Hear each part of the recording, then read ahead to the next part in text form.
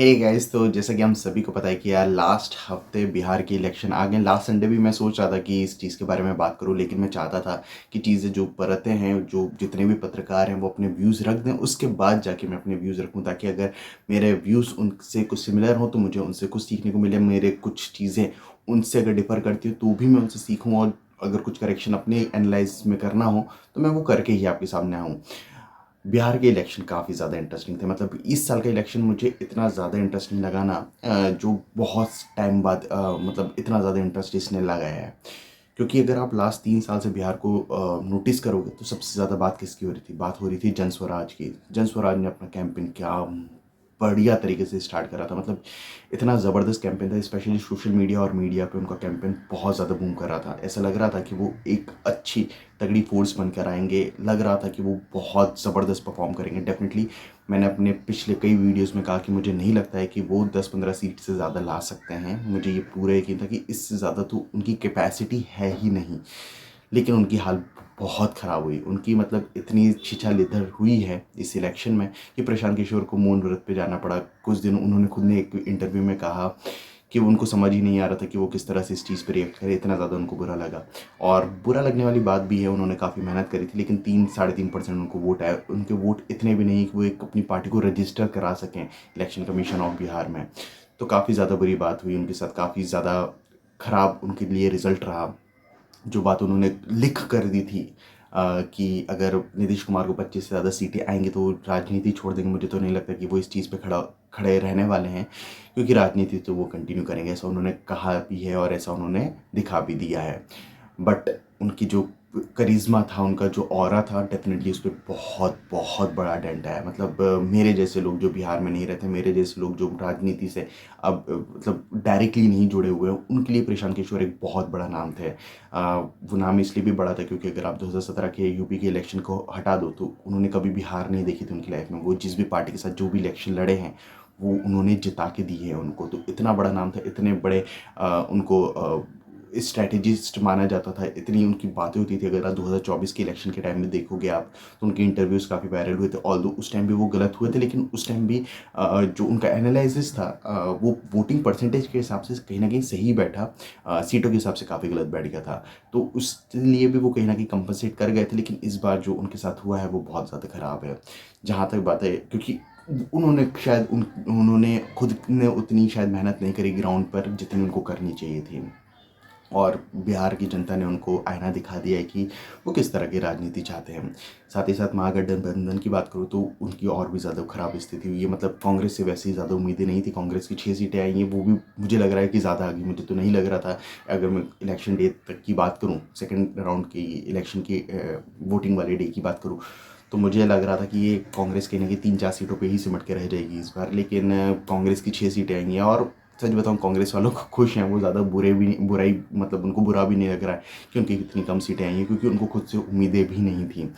बुरा उनको लग रहा है आरजेडी के लिए, आरजेडी को भी खुद के लिए बुरा लग रहा है कि इतनी ख़राब उनकी परफॉर्मेंस कैसे हो गई। किसी को भी उम्मीद नहीं थी, मुझे भी उम्मीद नहीं थी। मैंने भी शायद 2 या 3 हफ्ते पहले वीडियो में कहा था कि मुझे लगता है कि आरजेडी की 70 से 80 सीटें आएंगी, लेकिन 25 सीटों पे रह गए। वो बहुत ख़राब परफॉर्मेंस था, बहुत बहुत ख़राब परफॉर्मेंस था। इतना ख़राब परफॉर्मेंस मुझे नहीं लगा था कि होगा। मुझे लग रहा था कि उनकी 70-80 सीटें आ सकती, लेकिन जो ग्राउंड पे मुझे बाद में पता चला कि ग्राउंड पे उनकी जो पकड़ थी वो काफ़ी ज़्यादा लूज़ हो चुकी थी।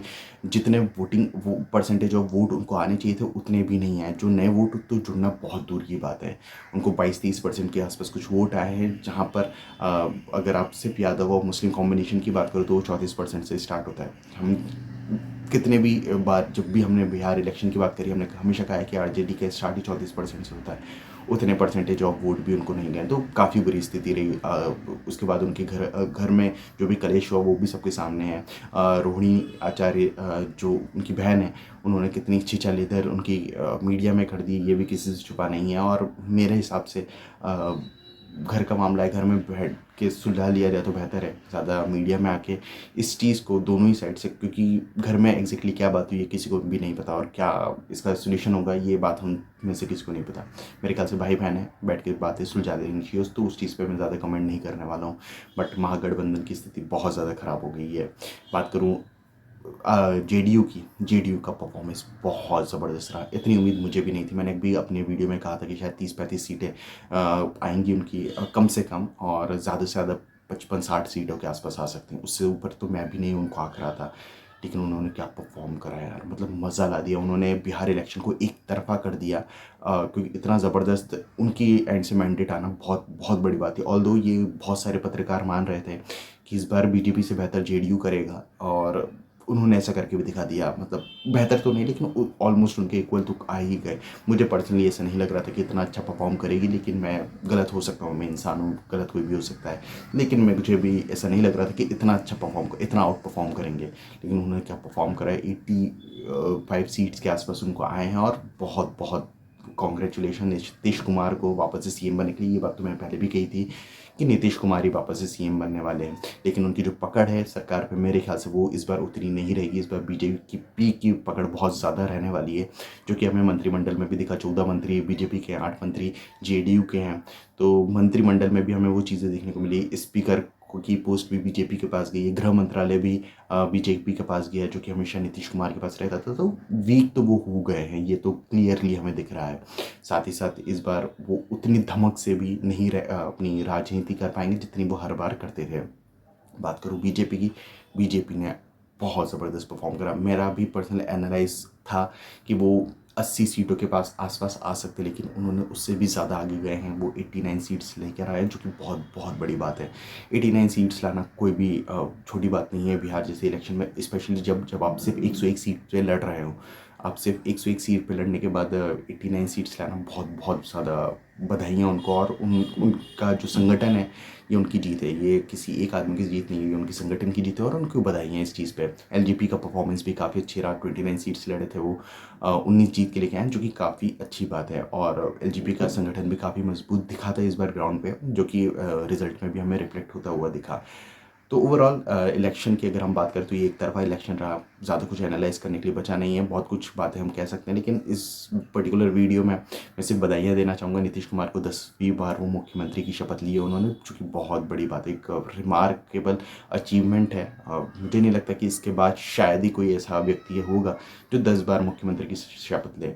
बट कॉन्ग्रेचुलेशन नीतीश कुमार, आपके पास अगले 5 साल है बिहार को सुधारने के लिए, बिहार के लिए काम करने के लिए।